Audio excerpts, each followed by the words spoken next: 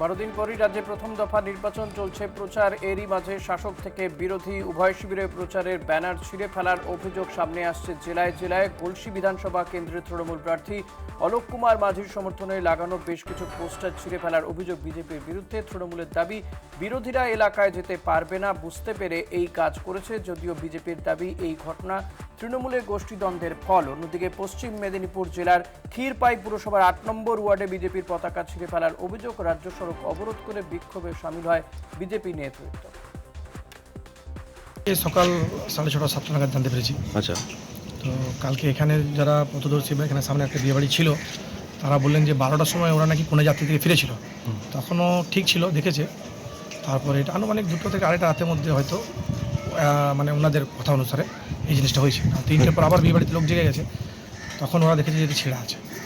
আচ্ছা, কখন হয়েছে বা মানে কারা করেছে বা কি কারা করেছে, ধরুন এটা তো একটা ইনকোয়ারি বিষয় থেকে গেল, বলা যাচ্ছে না।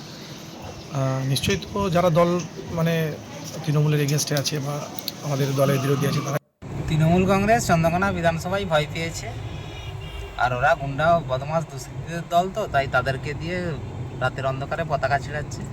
এতে কোনো লাভ হবে না, কারণ চন্দ্রকোনা বিধানসভায় এবার ভারতীয় জনতা পার্টি জিতছে। তৃণমূল কংগ্রেসের গুন্ডা বাহিনীকে কীভাবে শায়েস্তা করতে হয় তার ব্যবস্থা আমরা করব। আমি প্রথমেই বলি যে ওয়ার্ডটি সম্পর্কে ওরা অভিযোগ করছে, আপনারা ওই ওয়ার্ডের ইতিহাস সম্বন্ধে জানবেন যে বিগত 2010 সাল থেকে আজ পর্যন্ত ওই ওয়ার্ডটা একবারও তৃণমূল ছাড়া অন্য কোনো বিরোধী দল জিততে পারেনি। ওই ওয়ার্ডে বিজেপির কোনো সংগঠন নেই। তারপরে দ্বিতীয়ত হচ্ছে আমাদের দল শান্তি শৃঙ্খলা পরায়ণ দল। আমাদের নেত্রী মমতা বন্দ্যোপাধ্যায়, আমাদের নেতা অভিষেক বন্দ্যোপাধ্যায় এইরকম নোংরা কাজের সঙ্গে যুক্ত থাকবে এরকম দলের কর্মী আমাদের মধ্যে কেউ নেই। ওই ওয়ার্ডে যে ঘটনাটাই ঘটেছে, রাতের অন্ধকারে যেহেতু ওদের কোনো সংগঠন নেই, ওরাই হয়তো ওই পতাকাগুলি খুলে ড্রেনে ফেলে দিয়েছে, দিয়ে ওই ওয়ার্ডে একটি বিশৃঙ্খলা সৃষ্টি করার চেষ্টা করছে। এই রকম মানসিকতার মনোভাবের কর্মী ওই ওয়ার্ডে আমাদের কেউ নেই, আর এরকম নোংরা কাজের সাথে আমরা কখনো যুক্ত নই। কেশপুরে বিজেপি কর্মসূচিতে বাধা দেওয়ার অভিযোগ। কর্মসূচির সময় তৃণমূলের এক পঞ্চায়েত সদস্য বিজেপি কর্মীকে উদ্দেশ্যে জুতো প্রদর্শন করেন বলে অভিযোগ। যা ঘিরে পরিস্থিতি আরও উত্তপ্ত হয়ে ওঠে। বিজেপি প্রার্থী শুভেন্দু সামন্ত বলেন, তৃণমূলের এক পঞ্চায়েত সদস্য সমাজ বিরোধীর মতো আচরণ করেছেন। ঘটনার পরও প্রশাসন কোনো কার্যকর পদক্ষেপ নেয়নি। ঘটনাকে কেন্দ্র করে এলাকায় রাজনৈতিক তরজা শুরু। আমি দোকানদার ভাইদের কাছে, এখানকার আপামর জনগণের কাছে আমি অনুরোধ করব, বিহারে জঙ্গল রাজ ছিল লালুর, সেও কিন্তু খতম হয়েছে। 27 বছর পরে দিল্লিতেও বিজেপি এসেছে এবং এই কেশপুরে সহ পশ্চিম বাংলায় বিজেপি আসবে। আপনারা যারা আছেন 23 এপ্রিল এই জঙ্গল রাজ খতম করুন।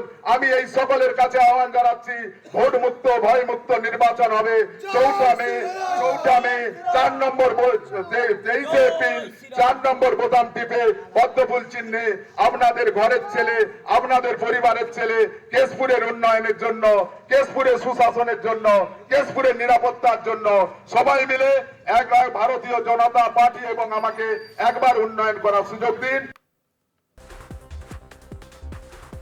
ভোটের আগেই উত্তরবঙ্গ জুড়ে শাসক বিরোধী শিবিরে ভাঙন। একদিকে আলিপুরদুয়ার জেলার মাদারিহাট বিধানসভার দোলমোড় গ্রাম পঞ্চায়েতের এক পঞ্চায়েত সদস্য বিজেপি ছেড়ে তৃণমূলে যোগদান করেন। তৃণমূল প্রার্থী জয়প্রকাশ টোপ্প ও তৃণমূল নেতা বিশাল গুরুংয়ের উপস্থিতিতে পঞ্চায়েত সদস্য তৃণমূলে যোগ দেন। পাশাপাশি কালচিনি ব্লকের ডিমা চা বাগান এলাকায় 50টি পরিবার তৃণমূল সহ বিভিন্ন দল থেকে বিজেপিতে যোগদান করে। যোগদানকারীদের হাতে দলীয় পতাকা তুলে দেন কালচিনি বিধানসভার বিজেপি প্রার্থী বিশাল লামা।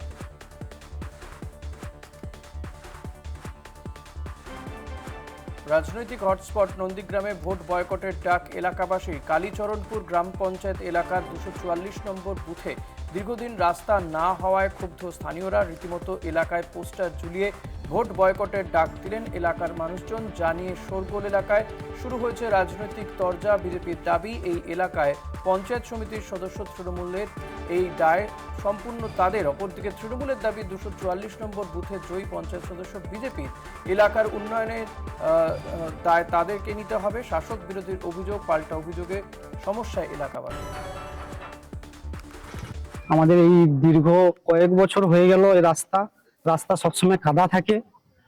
বামফ্রন্ট আমল গেল, তৃণমূল 15 বছর। তারপরে আমাদের অঞ্চল 9 নম্বর অঞ্চল আছে বিজেপির, তারাও এখনো পর্যন্ত রাস্তা করতে পারেনি। এবারে রাস্তাটা হচ্ছে দুটো স্কুল আছে, একটা হাই স্কুল, একটা হচ্ছে তোমার SSK। এবার ওই স্কুলে প্রায় 2 কিলোমিটার রাস্তা আমরা দীর্ঘদিন কাদার উপরে যাতায়াত করি। সামনের বছরও আমরা বিডিও অফিসে ডেপুটেশন দিয়েছিলাম, রাস্তা করতে পারেনি এখনো। সেই জন্য আমরা ভোটের বয়কটের ডাক দিয়েছি। আগে রাস্তা পরে ভোট, রাস্তা না হলে ভোট বয়কটের ডাক এলাকাবাসীর। শান্তিপুর পুরসভার 1 নম্বর ওয়ার্ডের বাগচির বাগান এলাকার ঘটনা। এলাকাবাসীর অভিযোগ, অনেক রাস্তার কাজ এখনো বাকি রয়েছে। 1 নম্বর ওয়ার্ডের বিজেপি কাউন্সিলর মহানন্দ বিশ্বাসের অভিযোগ, তৃণমূল কাউন্সিলর আগে তার সঙ্গে সমন্বয় রেখে কাজ করলেও বর্তমানে তারা অসহযোগিতা করেন, তাই কাজ হচ্ছে না। যদিও তৃণমূল নেতৃত্ব এই অভিযোগ মানতে নারাজ। এলাকাবাসীর দাবি, তারা কোনো রাজনৈতিক দরজায় যেতে চান না, তাদের দাবি একটাই, যাতায়াতের রাস্তা।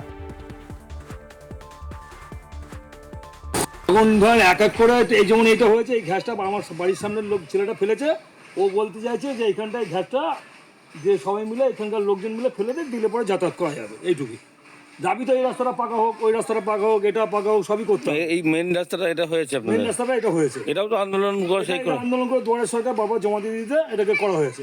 দুয়ারের সরকার দর্শন করা হয়েছে, মানে তাতে আপনারা খুশি? আমরা খুশি, অবশ্যই খুশি। কিন্তু আরো যে রাস্তাগুলো আর আছে, যে রাস্তাগুলো আছে এগুলো এখন এই মুহূর্তে জল ধরে যায়, এটা ধরানো হয়েছে। এই যেমন এই রাস্তাটা নিচে এখানে করা দরকার, আমার পাশে ওই গলিটা করার দরকার, এক এক করে। এটা সর্বপ্রথম মিথ্যে কথা। পৌরসভা যত কাজ করুক, পৌরসভার ইঞ্জিনিয়ার সরকারিভাবে এলে ওনার কাছেই যায়। আমি এক্স কাউন্সিলর, সেই হিসাবে ওখানকার আমার যে এলাকার লোক আছে তারা ভালোবেসে আমার কাছে আসে, বাধ্য হয়ে আমার তাদের হয়ে কথা বলতে হয়। আমি গেছি, কিন্তু কোনো সরকারি আধিকারিক, পৌরসভার কোনো সরকারি আধিকারিক আমার সঙ্গে কোনো যোগাযোগ করেনি, সেটা ওর সঙ্গে যোগাযোগ। আজকে মানুষ